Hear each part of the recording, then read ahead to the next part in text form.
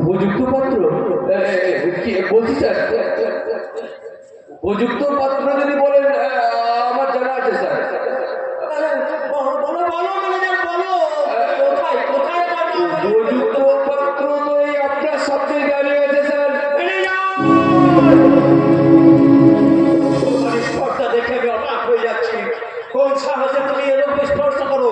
তুমি তুমি কি তোমার অতীতের কথা ভুলে গেছো? তুমি ভুলে গেলে প্রথম তোমাকে আমি আমার কারখানাতে শ্রমিকের চাকরি দিয়েছিলাম, তারপর তোমার কাজে কর্তব্যে মুক্ত হয়ে দয়া করে আমি তোমাকে ম্যানেজারের পদে নিযুক্ত করেছিলাম। এই প্রধান ফসলের একমাত্র জানাই অনেক স্বপ্ন দেখছো। মনে রেখো ম্যানেজার, আমি মালিক, তুমি আমার কর্মচারী। কর্তব্যে মুক্ত হয়ে মালিক খরচের কিছু প্রশ্ন দিতে পারে, কিন্তু